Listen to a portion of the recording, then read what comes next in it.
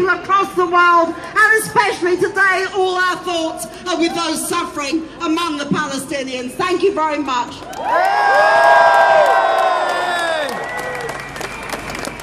Free, free! Palestine! Free, free! Palestine! Free, free! Palestine! Free, free! Palestine! Thank you, all of you, the thousands and thousands of people who've come here. There's some brilliant banners here. There are all different faith groups. There's Jews for Justice for Palestinians. There's Stop the War Coalition. There's Palestine Solidarity Campaign. There's CNG. There's the British Muslim Initiative. There's a SOAS Unison banner over there. There's the Palestinian Forum in Britain. We're all here together, united for Palestine.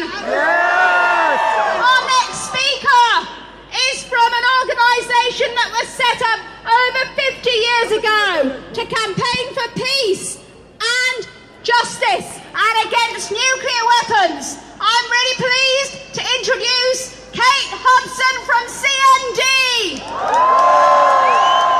Iraq is currently a disaster and a tragedy for the people of that country. But I ask you, who has weapons of mass destruction in the Middle East? Israel has a huge nuclear arsenal capable of killing millions of people. But does our country, or does the United States, declare war on it to disarm it? No. Does it criticise it? Does it put sanctions? No. And who has chemical weapons in the Middle East? Israel. And who is using chemical weapons, experimenting with new chemical weapons against the innocent people of Gaza? Israel. And why is our government not demanding an end to that? Why is it not putting sanctions on Israel? Why is it not declaring an attack on Israel for its killing of innocent civilians? Our government stands for double standards. Our government stands for condoning the slaughter of innocents. I tell you, when we have freedom from Palestine, when this war is over, those leaders in Israel, in the United States and in Britain will be at the International War Crimes Tribunal facing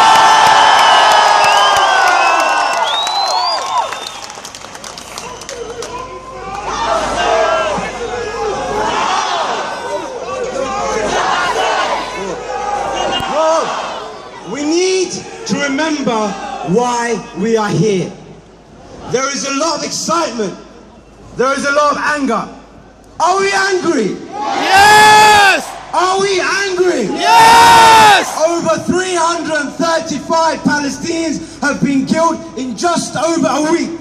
Can we accept this? No! Do we accept this? No! Today we have come united outside the Israeli embassy to stand defiant, united, to say we do not accept the occupation. We do not accept the brutality. Do we accept the brutality? No! I would like to introduce our next speaker. He's from Unite the Union. Unite, a nice word. It's one of the biggest unions in the country. He's a big shot too. He's the Chief of Staff. Big man, big man.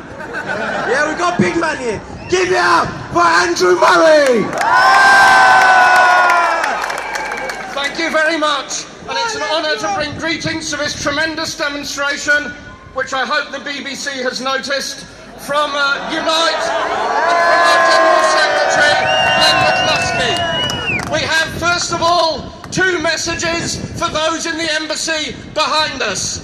The first is, end the siege, stop the bombing, stop the invasion, end the occupation. And the second message is, whatever whatever you do, you will not break the spirit of the Palestinian people, nor our solidarity with them. And let's be clear, this assault on Gaza has one purpose only, that is to disrupt any possibility of peace. This is to continue the occupation of Palestine. It has no other purpose, and the world must see it for what it is, an act of barbaric aggression. Yes. Brothers and sisters, I'm proud that at our conference just 2 weeks ago, Unite agreed to mount a major campaign and leverage strategy to support boycott, divestment and sanctions against Israel. Because, brothers and sisters, if direct action is right, and it is, against companies that don't pay their tax, how much more right is it against companies that underwrite the Israeli war machine? And our position is simple. If you do business with those that murder 4 children running across a beach, we will never do business with you.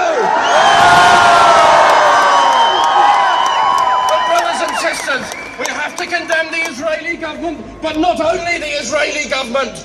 We have to condemn that cardboard Napoleon in power in Cairo, General Sisi. General Sisi, you are a coward. You are a brave man when it comes to massacring innocent demonstrators.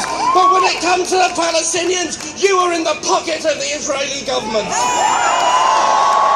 We must condemn Obama. Obama is demanding an international inquiry into the tragedy of the Malayan jet over the Ukraine. Why is he silent about the greater deaths in Gaza?